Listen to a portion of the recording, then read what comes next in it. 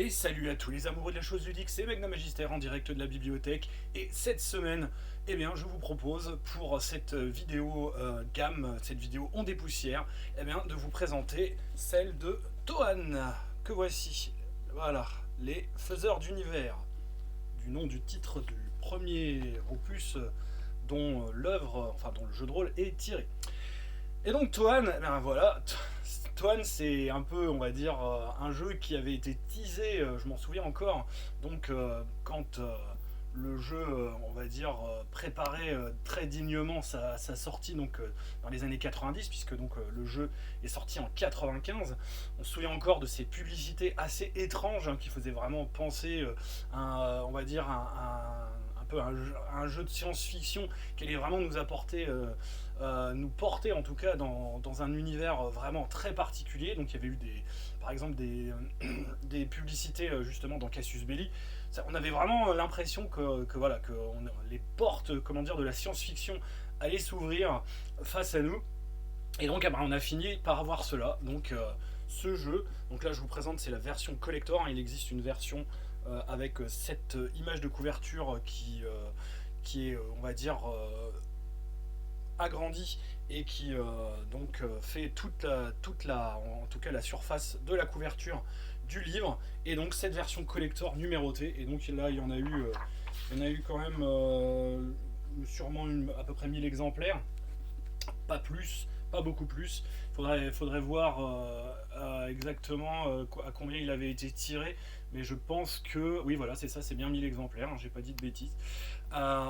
Et voilà, donc on avait vraiment été surpris parce que c'était vraiment une création originale française de la part, comment dire, donc d'une équipe quand même assez prestigieuse hein, qu'on connaît, hein, puisque bah, voilà était quand même à la rédaction au concept, donc il y avait quand même Leonidas Vesperini, que l'on sait maintenant voilà être un grand ponte on va dire du jeu de plateau, du jeu de figurines, et qui donc avait été aussi sur la traduction avant de Shadowrun deuxième édition pour des cartes aussi, et qui avait donc comme il était fan de science-fiction, donc là ce qu'on pourrait dire en tout cas dans de la on va dire space fantasy, si on veut vraiment attacher un genre. Moi je le classe plutôt on va dire dans le multi-univers, mais on est quasiment on va dire assez proche hein. De toute façon le multi-univers emprunte à énormément de choses, mais voilà c'est de la littérature au départ, de la vieille littérature de space fantasy, donc de la part d'un grand auteur, donc Philippe José Farmer, qui a donc écrit ces romans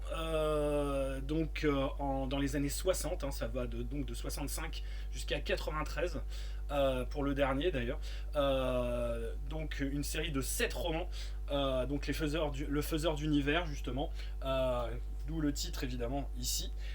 Les portes de la création, Cosmos privé, les murs de la terre, le monde de la valite, la rage d'Orque le rouge et plus fort que le feu. Voilà. Donc ça c'est la série. Voilà, Philippe José Farmer nous a quitté malheureusement en 2009. Hein, c'était un très très gros auteur de science-fiction, mais de la science-fiction vraiment à l'ancienne. Euh, Porter comment dire une telle œuvre, c'était quand même pas une mince affaire. Et on peut dire que bah, moi je trouve qu'ils ont vraiment bien relevé le défi en termes d'univers, en termes de système de jeu. Bon, certains pourront peut-être hurler, certains ne l'ont pas aimé du tout. Moi je trouve en tout cas qu'ils s'en sont plutôt pas mal sortis et que le système en tout cas est jouable et logique, même s'il y a quelques petites lourdeurs sur certains aspects du système de jeu. Par exemple, je trouve pour ce qui est on va dire, du système d'initiative, même si pourtant il s'inspire d'un ancien qui lui fonctionne très bien, puisque c'est un peu le système d'initiative de RunQuest, hein, du système en tout cas basic role-playing tel qu'il est utilisé dans RunQuest. Et donc voilà, on a affaire à un jeu assez déroutant, où donc on va nous proposer purement et simplement en tant qu'humain d'être transporté vraiment dans un univers complètement original, délirant, un univers composite donc, puisque le principe évidemment dans Toan, c'est que donc il existe un multivers justement. Donc l'univers, il faut l'imaginer un peu comme des sortes de bulles, des sortes de grosses bulles de savon en fait qui sont on va dire concomitantes qui sont donc proches les unes des autres par certains points, on va dire, de contact. Et il est possible justement au niveau de ces points de contact d'ouvrir donc des portails. Et ces portails vont permettre justement de voyager donc dans d'autres univers. Et on va découvrir petit à petit qu'en fait ces univers sont des créations d'une race, comment dire, extrêmement puissante. Donc la race des Toan, la race des seigneurs, ils se déclarent évidemment seigneurs de leur propre univers. Donc on apprendra d'ailleurs dans la série que même la Terre, comment dire, est une création d'un seigneur et pas n'importe lesquels. En plus, hein, ils sont tous en plus de la même famille, donc il y a un petit aspect un peu ambre d'une certaine manière. Cette race, voilà, ce sont de près ou de loin tous des cousins, des frères et sœurs. Voilà, on peut vraiment jouer également là-dessus. Le principe évidemment c'est qu'on joue des personnages très divers venant justement de l'univers qui nous est décrit en premier, donc le monde à étage. Ou Love Beth Min, c'est dur à dire, Love Beth Min. Ouais, il va falloir que je le prononce plusieurs fois parce que c'est vrai que on va dire le monde à étage, hein, ça sera plus facile. Et donc voilà, c'est le cadre de jeu en tout cas du livre de base, mais après il y aurait eu, s'il y avait eu évidemment des suppléments, plein d'autres, on va dire, univers qui auraient pu être décrits avec beaucoup de détails. Et donc, parmi donc, ces personnages jouables, il y a également donc, des humains classiques qui vont donc, eux, être purement et simplement comme, on va dire, les héros des romans plongés, comment dire, à travers les portails. Bon, le héros des romans, lui, va découvrir qu'en fait, c'était un ancien, justement, un ancien seigneur qui voilà, est aussi un créateur de monde. Donc, ils utilisent une technologie très développée pour pouvoir créer le monde et créer évidemment ses habitants qui sont en fait une sorte d'expérience justement. Et ça c'est une idée que je trouve vraiment très intéressante dans Toan, c'est que voilà, en fait on n'est que des expériences, comment dire, de scientifiques d'une race supérieure complètement folle qui justement voilà, a utilisé son intellect, son savoir scientifique pour créer des mondes et s'amuser comme ça à créer des mondes, et eux ils sont tout en haut, comment dire, de leur palais, protégés par une technologie hyper développée, extrêmement dangereuse, pour justement nous observer et voir comment évolue justement bah, évolue leur création. Voilà. Pour ce qui est du système de jeu de Toan, nous avons donc, ça va utiliser en fait des D6. C'est un système, comment dire, dit à échelle. Donc il y a une échelle qui va donc de 1 à 6, 1 étant, on va dire, l'échelle, on va dire, des protozoaires, et 6, on va dire, des entités cosmiques.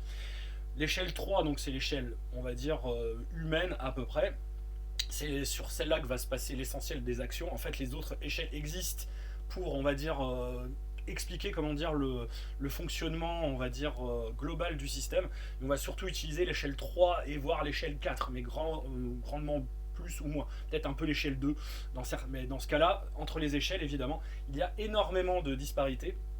Ce qui veut dire que quelqu'un d'échelle 3 va battre évidemment toutes les échelles inférieures, 2 et 1, et quelqu'un de l'échelle, on va dire, 3 va se faire battre par l'échelle 4, 5 et encore plus 6. Voilà. C'est pour vraiment quantifier les niveaux, puisque les seniors peuvent aller très loin en termes de connaissances, de pratiques scientifiques, pas forcément en termes physiques. Bon, il y a quelques créatures évidemment qui ont un physique, une force par exemple, qui est pour le plus, on va dire, éminent d'entre eux, donc c'est le centaure, comment dire, amérindien, qui lui, voilà, 4-1 en force, c'est énorme, hein, il est vraiment très puissant par rapport aux autres. Et on va jouer donc sur ces échelles, on va jeter autant de dés que donc le deuxième chiffre de l'échelle, puisque ça va être un 3 points quelque chose, donc de 1 à 6, ça va être le nombre de dés à lancer, et on va avoir une difficulté qui elle aussi est mesurée en fonction de l'échelle. Si elle est à la même échelle, tout va bien, donc tout ce que vous allez faire égal ou supérieur à la difficulté, donc par exemple si c'est une difficulté de 3, ben vous devrez faire 3 ou plus en jetant donc vos 1 à 6 dés, et donc plus on aura de succès, mieux ce sera. Il y aura donc évidemment des systèmes d'opposition, etc. Sur le système, ça fonctionne sur le papier très bien. Moi j'ai jamais eu l'occasion de pouvoir le tester. Enfin, on y a un peu joué à une époque, mais voilà, c'était moi je l'ai pas testé en tout cas en tant que maître du jeu, et ça remonte vraiment à très loin, mais vraiment très loin. J'avais quand même l'intention de le faire, de le maîtriser un de ces jours, parce que c'est vraiment un univers que j'aime énormément, qui est vraiment super original, surtout le monde à l'étage, il y a énormément de choses à faire. C'est très composite, on peut vraiment rencontrer énormément de choses. Je vais vous le montrer dans le feuilletage de toute façon de la gamme. Et on a vraiment, voilà, des choses des thématiques en tout cas qui moi me plaisent en termes de SF, qui sont on va dire dedans et qui vraiment méritent le détour. Alors, le jeu a fait l'objet également donc d'un financement participatif. Je crois que ça doit dater déjà de 2020 ou 2021, j'ai plus souvenir. Donc de la part, c'était les 12 singes. Donc moi j'ai été hypé, mais vraiment à mort. Ça m'avait vraiment très intéressé de revoir une nouvelle. Et quand j'ai vu qu'ils utilisaient le système Abstract Dungeon, bah, ça m'a refroidi. Puis quand j'ai vu en plus l'aspect graphique, j'ai trouvé que c'était pas à mon goût du tout. Donc j'ai laissé tomber et je resterai très sincèrement sur mon ancienne version. Si d'ailleurs vous voulez, bah, moi je vous conseille plutôt d'utiliser cette édition-là. Elle est vieille, mais elle a on va dire le bon goût, comment dire, d'être vraiment en accord avec l'idée que je me fais de l'univers. L'idée, comme j'ai toujours dit, un système et un univers sont indissociables, de près ou de loin. Il y a quelques systèmes génériques qui peuvent malgré tout faire le taf. Vous voyez ma vidéo de la semaine dernière sur Simulacre. Mais malgré tout, ce système-là, je trouve qu'il était plutôt intelligent, même si, voilà, mais c'est pas le système Abstract Dungeon qui m'a convaincu sur ce point. Là, j'en suis malheureusement désolé. Et en tout cas, l'aspect également graphique de la chose ne m'a pas non plus convaincu. Voilà, c'est beaucoup moins léché, beaucoup moins. Voilà, bon, là, on a quand même une couverture de Siudmak, hein, qui est la couverture carrément du roman, hein, des romans tels qu'ils étaient édités. Et donc, c'est repris sur cette couverture collector. Voilà. Alors, pour ce qui est de la gamme maintenant, donc on avait le livre de base qui est sorti, que je vous présente ici, donc en version normale et en version collector.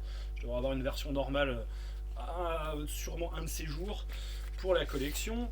L'écran, donc avec voilà, sa jaquette, l'écran avec son livret également, donc avec un scénario plus la description des. Voilà, l'écran en question que vous reconnaîtrez puisque c'est l'écran qui est utilisé dans la vidéo très très connue, comment dire, de Farador. Et oui, il joue à Donjons et Dragons, mais c'est un écran Tohan. Voilà, c'était pour la petite chose. Voilà. Et donc, bah, des cartes en fait ne seraient pas tombées. Eh ben, voilà, on aurait eu plus de suppléments. On n'en a eu qu'un seul officiel, donc Arwar, une première partie de campagne, les 2 premiers chapitres de la campagne. Et je vous parlerai également de la chute d'Arwar, qui est un supplément donc, qui est paru vraiment de manière complètement en auto-édition, autonome, voilà, par leurs auteurs quand même d'origine, mais bah, suite, on va dire, à la disparition de Descartes, ils ont bien été obligés de faire ce qu'ils peuvent pour justement essayer de sortir la suite et la fin de la campagne. Et la campagne, voilà, est plutôt appréciée, en tout cas par les fans du jeu, on peut le dire. Alors, qu'en est-il justement de ce livre de base ? Alors le livre de base est un gros bouquin avec d'ailleurs une carte qui est encartée à l'intérieur. Un bouquin donc de 430 pages, voilà, qui est vraiment super joli. Là franchement vous avez vraiment à faire, je trouve qu'au niveau de la qualité du bouquin, ils s'étaient bien rattrapés. Voilà, avec donc une mise en page de cette manière, donc en sépia, avec des illustrations intérieures noir et blanc qui sont, moi je trouve, très très réussies. Voilà, il y avait eu vraiment, je trouve, une belle collection, en tout cas une belle direction artistique et graphique. Ce sont des dessins donc, de Alexis Santucci. On n'a pas eu l'occasion de revoir parce que je trouve que moi il avait vraiment, là, avec une introduction qui raconte évidemment, enfin c'est une interview en quelque sorte fictive un petit peu de Philippe José Farmer. On a donc les généralités, voilà, la présentation du jeu de rôle qui était plutôt bien vu. Voilà, qu'est-ce que il y a des dessins évidemment avec un petit côté érotique qui est pas idiot, pas dégueulasse, en tout cas qui est en accord avec l'esprit en tout cas de l'univers, puisque c'est un univers, comment dire, de space fantasy. Dans la space fantasy, eh ben, il y a des femmes dénudées, je suis désolé. Voilà. Il y a quelques petites choses qui aujourd'hui, vous le verrez, ne passeront plus, malheureusement. Donc je pense qu'à mon avis, la nouvelle version va carrément complètement les zapper, les abandonner. On a une partie donc dite initiation, où on a une aventure dont vous êtes le héros, une aventure solo, pour justement apprendre le système de jeu. Donc c'est en combien 100 quand même. J'ai l'impression que c'est en 128 paragraphes. 128 paragraphes. La feuille de personnage que vous utilisez pour cela. Donc on a un chasseur en fait hein, qui va être évidemment voilà Ivan Zvevolod, voilà un chasseur justement qui donc voilà vous voyez ses attributs hein, donc lui il est en échelle 3 donc force 3,5, résistance 3,5, masse 3,5, souffle 3,3, réflexe 3,4, agilité 3,3, intellect 3,5, ruse 3,3 et volonté 3,3. Voilà. Et donc après on a évidemment des compétences qui sont faites de, enfin du moins exprimées de la même manière. Les têtes de chapitre, hein, comme je vous dis, c'est des dessins quand même assez explicites. Hein, donc si voilà, vous avez des gens quelque peu chagrins et gênés, comment dire, par la nudité féminine, mais il y a aussi de la nudité masculine. Hein, il y en a aussi. Je vous le montrerai. Eh ben, c'est clair qu'il va falloir qu'ils passent leur chemin. Sinon, ils vont être outrés. Je vous explique ensuite le système de jeu, avec donc en particulier, comme je vous disais, le système d'initiative, qui est un système d'initiative, alors on le voit sur la feuille de personnage, système d'initiative par round, enfin par intention d'action, avec des phases comme ceci, tour 1, tour 2, tour 3, et donc, alors c'est un peu, je trouve que c'est un peu lourd, même parce que donc chaque action évidemment a un nombre de points d'action qui lui est attribué, etc., etc. Bon, voilà, il nous propose évidemment de jouer sur des quadrillages. On voyait déjà quand même qu'il y avait l'homme qui allait faire du jeu de figurines, qui était derrière tout ça. Donc voilà, le système en tout cas est présenté avec après le système de compétences. Le système évidemment aussi de combat, donc voilà, les précisions de règles sur pas mal de petites choses. Alors il y avait déjà eu le système de combat, mais là on nous précise évidemment plein de petites règles diverses sur voilà, l'hémorragie, la surprise, le sommeil, la torture, etc., etc. Tout est vraiment, toutes les conditions de jeu sont dedans. Après on arrive au chapitre création de personnages, et c'est là que donc on peut voir qu'il y a vraiment un gros panel de personnages. Donc on va prendre en fait un archétype de base, comme ceci. Donc par exemple là on peut jouer un aigle, hein, quand même, et on va dépenser des points pour augmenter, comment dire, les caractéristiques. Donc on a des points de caractéristiques qui nous sont donnés.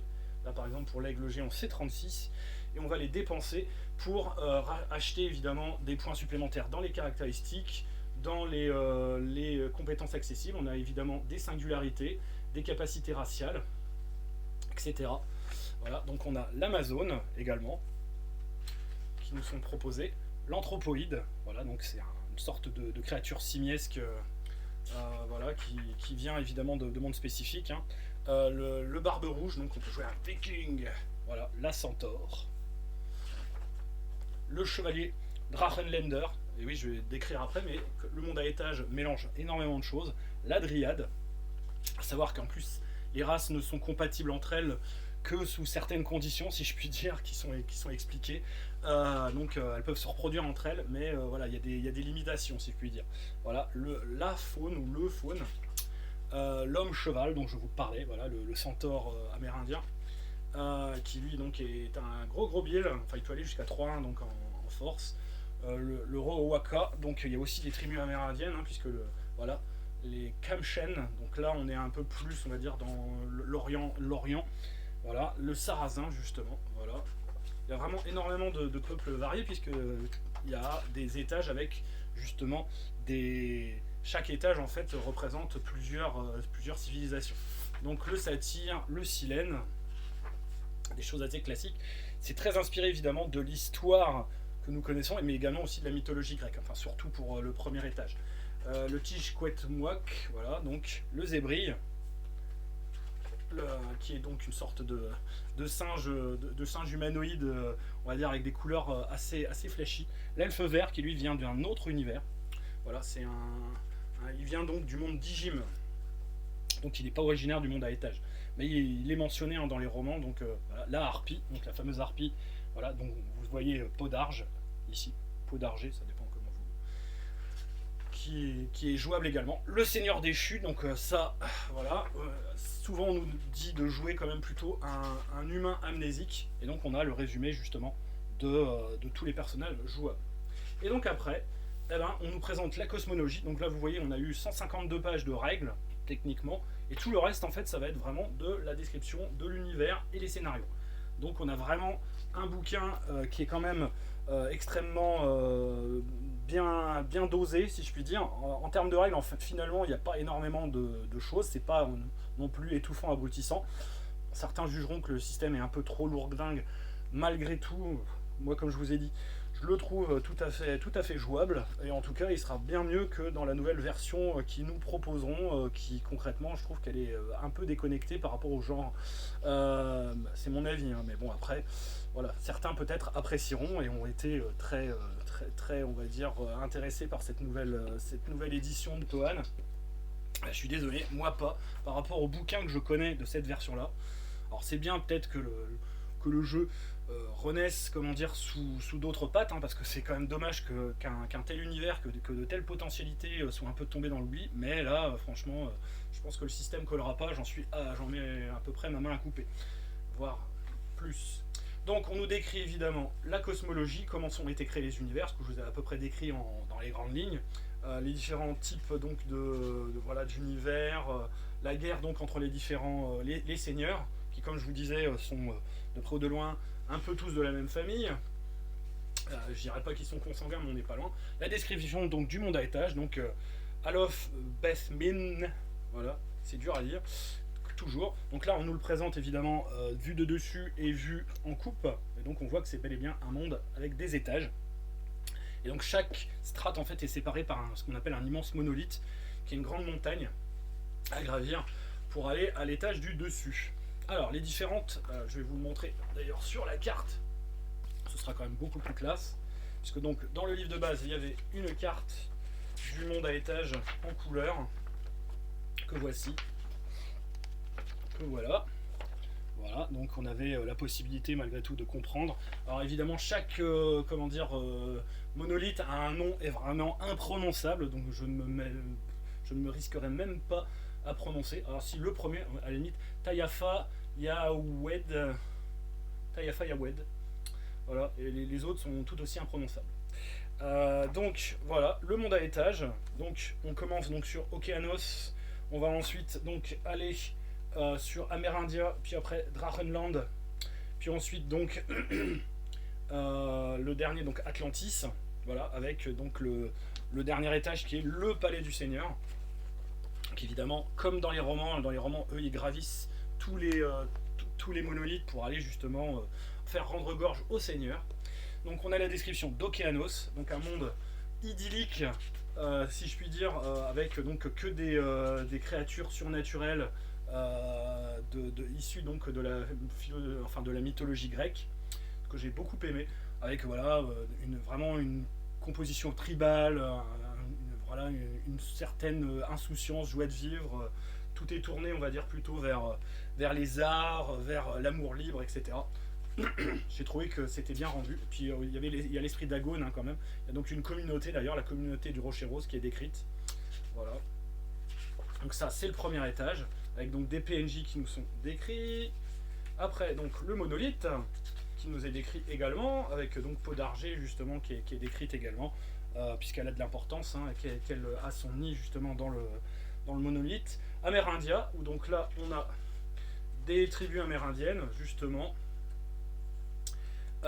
qui sont donc qui doivent partager normalement leur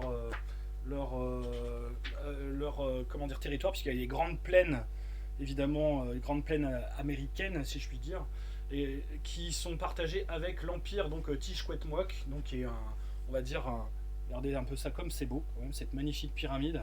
Cette illustration montre déjà à quel point l'illustrateur avait énormément de talent. Et donc on a ce mélange tribu amérindienne et civilisation précolombienne, qui est très très bien fichu, hein. C'est vraiment bien décrit au niveau du... Et il y a également dans le même chose, voilà, les barbes rouges, donc il y a aussi quand même un petit peu de viking, donc voilà, on a un petit peu de norrois dans le coin, voilà, qui font du commerce avec eux, mais bon, ils font aussi un peu la guerre, hein, faut quand même.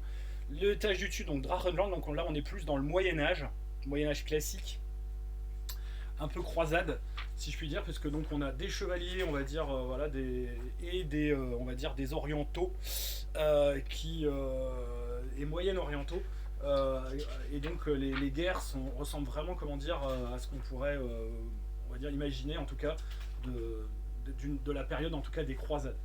Et donc voilà, on a vraiment des chevaliers dans leur fortin, dans leur forteresse, qui eux donc vont aller tataner des dragons évidemment, puisque le monde ne s'appelle pas Drachenland pour rien, et qui vont entrer également aussi en conflit avec donc les fameux Sarrasins, donc avec donc les populations plutôt arabes de l'époque. Mais voilà, il n'y a pas le même, il y a pas le côté comment dire conflit religieux, c'est vraiment plus un conflit de territoire.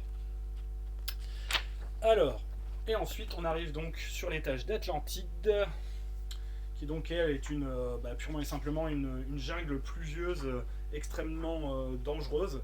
Voilà, on est un peu plus dans l'ambiance Predator, si je puis dire. Voilà, avec des Amazones et des grosses bêtes, voilà, des anthropomorphes, et donc des peuples, on va dire des peuples tribaux africains donc ils appellent négroïdes hein, dans le livre. Ça, on pourrait plus le faire aujourd'hui.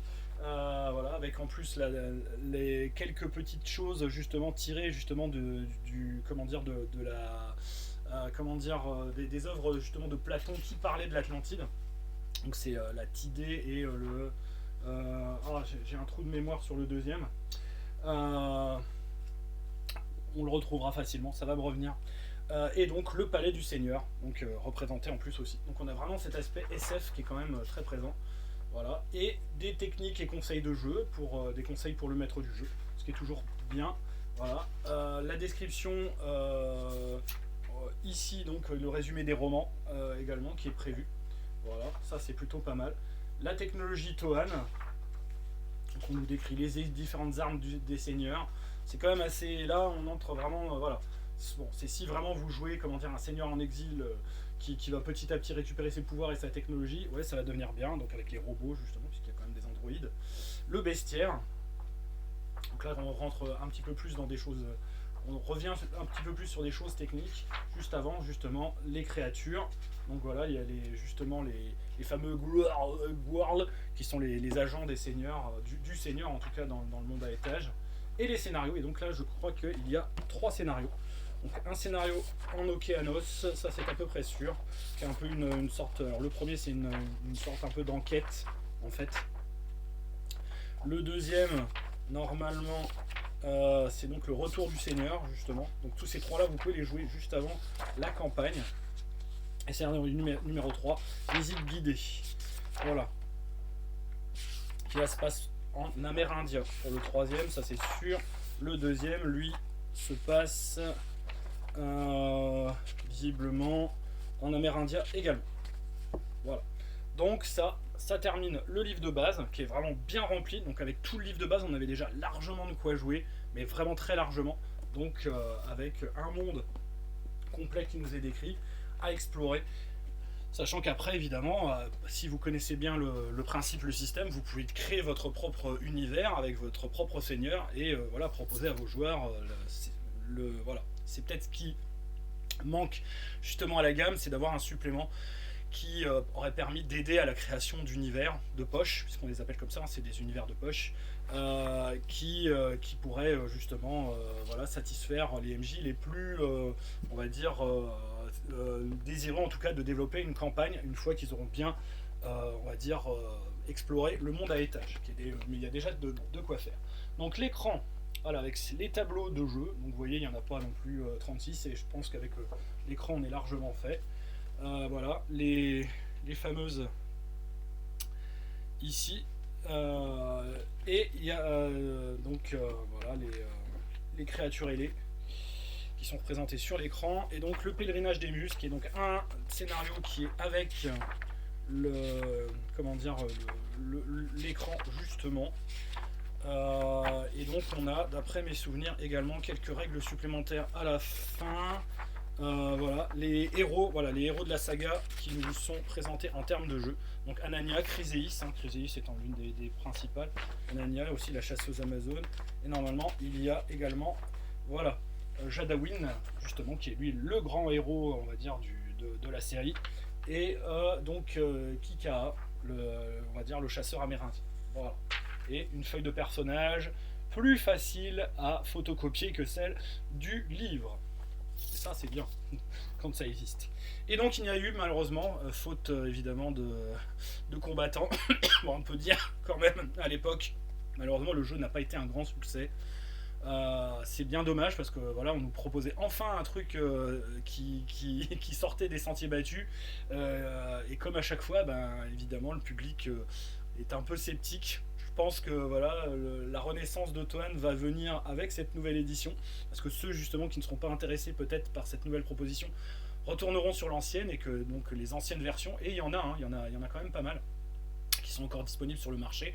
Vous pouvez avoir un livre de base classique à peu près pour une soixantaine d'euros, ce qui est plutôt pas trop cher encore.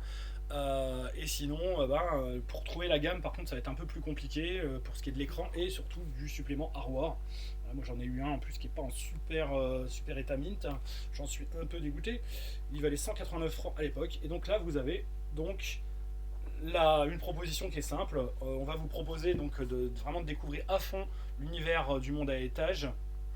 Vous pouvez déjà avoir joué quelques scénarios du premier opus et donc rentrer ensuite dans cette campagne où donc voilà, le chapitre 1 aura lieu en Océanos. Voici donc avec évidemment des épreuves dignes évidemment de un peu, on va dire, de l'esprit d'Agone qu'on peut avoir chez les Grecs. Et le deuxième, en plus voilà, il faut faire gaffe parce que les reliures étaient évidemment extrêmement fragiles. Et le deuxième tome évidemment se passe en amérindien. Voilà.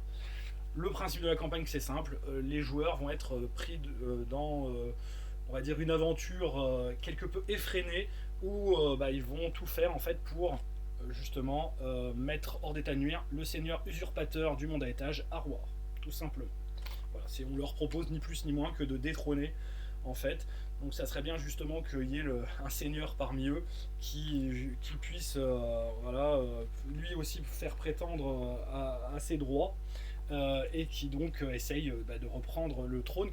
C'est pas forcément lui qui est légitime, mais bon, après tout, voilà, la légitimité ça se crée, comme dirait l'autre. Et donc voilà, on avait ce premier opus de 120 pages qui nous décrivait donc les deux premiers chapitres qui correspondaient aux deux premiers étages du monde à étage. Et on a ensuite donc un supplément semi-amateur parce qu'il était de qualité professionnelle, mais voilà, il n'était pas édité par un éditeur, on va dire, officiel. Le supplément devait sortir en fait, hein, ça devait être sûrement ça, et il était prévu, il n'a jamais pu sortir aux éditions Descartes puisqu'elles ont disparu. Et donc la chute d'Arwar, le deuxième tome qui clôt la campagne et qui permet donc voilà, d'avoir le chapitre donc 3 et 4, donc le chapitre en Drachenland et le chapitre en Atlantide. Et avec évidemment, il nous propose ensuite ce qui peut se passer ensuite après la campagne. Et on a des nouveaux aides de jeu aussi, puisqu'il y avait aussi des aides de jeu qui étaient dans la comment dire, dans le premier tome de la campagne. Il nous proposait des nouveaux types d'amérindiens à incarner. Voilà, il y en avait pas mal. Il y avait également donc le négroïde Afro-Atlante en tant que personnage joueur. Et l'Atlante justement, voilà, si vous voulez jouer un Atlante, ce qui est quand même, voilà, et avec de superbes illustrations. Moi je trouve celle-là vraiment magnifique. C'est vraiment, voilà, le style était, moi je trouve très bon, hein. Voilà, je ne pèse pas mes mots sur ce point, mais moi graphiquement parlant, en tout cas, ça m'avait parlé, avec voilà, être aussi expressif et aussi, on va dire, vraiment esthétique avec du noir et blanc, c'est pas évident. Là, je trouve que c'était réussi. Donc avec aussi des aides de jeu. Je vous montre la table des matières. Ce sera pas évident de vous le feuilleter. Il y a évidemment très peu d'illustrations. Donc on avait des nouvelles langues, des nouveaux types donc de cashmen, des nouveaux ajouts au bestiaire et un entretien, comment dire, plus complet avec Philippe Joseph Arnaud. Voilà. Donc ça, c'était sorti en 99. Il y a eu visiblement une deuxième impression en 2003 d'après ce que j'ai trouvé, et donc c'est peut-être trouvable, hein, mais à mon avis il n'y a pas dû y en avoir énormément d'exemplaires. Bon, en tout cas on a affaire à un supplément de 106 pages qui est plutôt bien pour terminer en tout cas la campagne. Voilà. Avec donc il y a la murène en plus et le requin bleu hein, dans le bestiaire. Et tout ce qu'il faut en fait pour terminer la campagne et l'ouverture à la campagne. Qui permettent de continuer à jouer et qui nous donnent des éléments justement sur les différents personnages de la saga, comment ils vont réagir après, qu'est-ce qui va leur arriver, etc. etc.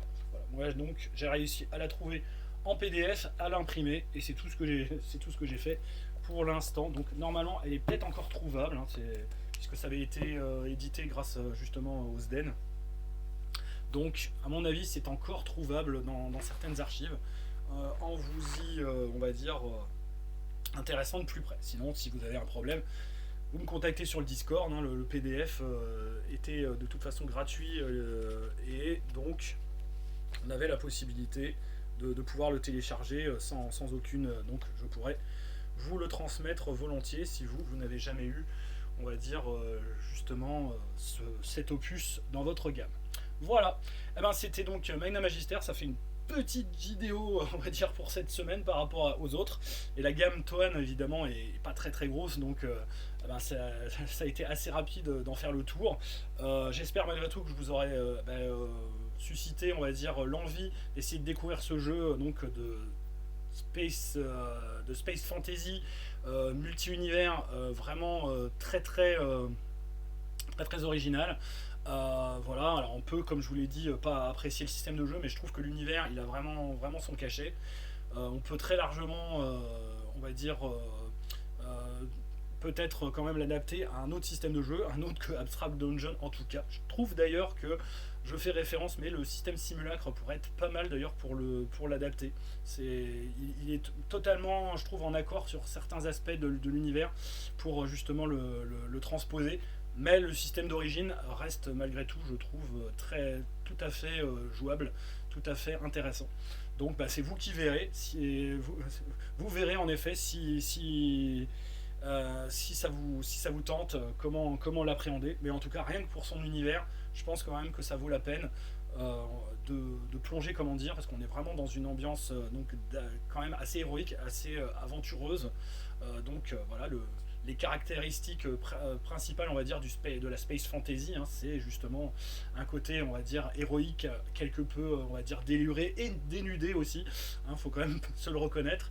Voilà, s'il n'y a pas de filles dénudées dedans, c'est qu'il y a un problème. Bon, ça fait partie évidemment d'un vieux genre, hein, c'est un genre des années 50-60, mais voilà, qui, je pense, n'a pas, pour nous en tout cas, vieilli et qui a toujours son intérêt. Donc certains pourront dire, ah oui, c'est de la vieille SF voilà, de machiste patriarcat. Le patriarcat avait encore sévi, ouais, mais bon, faut replacer les choses dans leur contexte, hein, les gens. Hein. Donc voilà, c'est vous qui voyez. Moi, je trouve que ça reste malgré tout de la très bonne SF. En tout cas, ça change par rapport à d'autres choses. D'ailleurs, surtout cette space fantasy, elle est quand même à l'honneur hein, sur pas mal de jeux. Bah, voilà, il y a eu par exemple John Carter from Mars qui est paru il n'y a pas très longtemps. Donc ce genre de SF, malgré tout, a ses